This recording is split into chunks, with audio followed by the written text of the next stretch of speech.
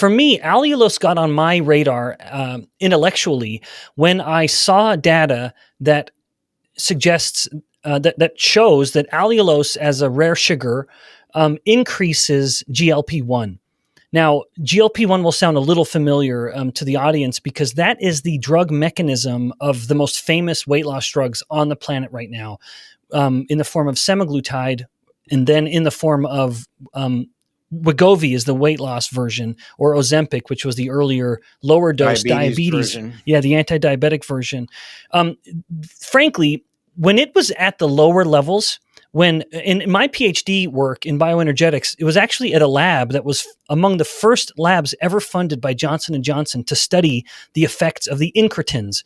So I have kept my finger on the pulse of this work for almost 20 years at the very, very beginning. So that has left me with a pretty strong appreciation for the drug and increasingly a wariness, to be frank, where at its original lower dose, and I will mention some of those effects because I think it becomes a little relevant with allulose. I could look at it and give it a passing grade. As much as I am very reluctant to embrace drugs as a therapy for metabolic health. Indeed, I am. But even still, I could look at it and say, all right, the benefits may be worth the negative consequences, because every drug we take is a matter of balancing consequences. Are the ones we want worth the ones we don't want? So again, to answer the question succinctly, I was interested in allulose when I saw that it had a substantial effect at increasing GLP-1. Now, so what? Well, there are benefits to increasing GLP-1, one of which is to delay gastric emptying, so it helps you feel a little more full. So if someone were to take allulose before their biggest meal of the day, for example, it's very, very likely that they will control their appetite a little better during that meal. Or in the evening when they're at their weakest and they typically indulge more, perhaps a little allulose is going to be sufficient to take the edge off those cravings and help them just feel full a little better. So it delays gastric emptying. It slows the rate at which the food is moving and helps you feel full longer.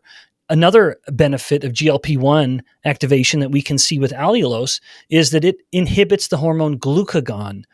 And as much as we've been talking about insulin, glucagon is insulin's opposite, with a few different metabolic pathways or metabolic processes, most especially being blood glucose levels. Whereas insulin wants to lower blood glucose levels, glucagon wants to increase blood glucose levels. And so if GLP-1 is increased and it's inhibiting glucagon, we can see that that's another mechanism whereby allulose may be helping correct blood glucose.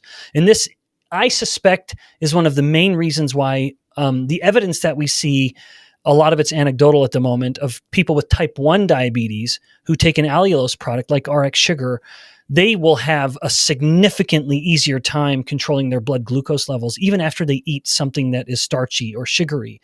And it's probably due to the inhibition of glucagon, which is chronically elevated in states of diabetes, type 1 or type 2.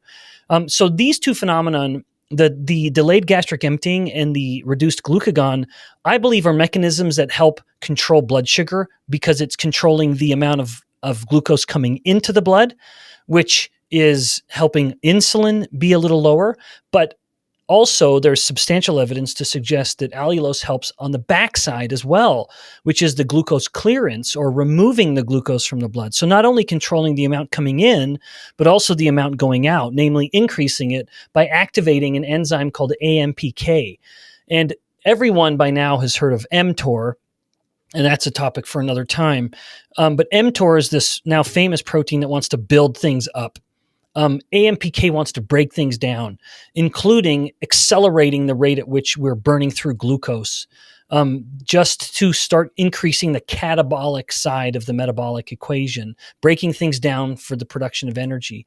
So collectively, this really does become a pretty metabolically favorable milieu where the GLP-1 increase is delaying gastric emptying, and it is affecting glucagon levels, helping reduce the amount of glucose coming into the blood. And then the allulose is directly increasing AMPK at tissues like the muscle, which is accelerating the rate at which we're pulling the glucose out and burning it for energy.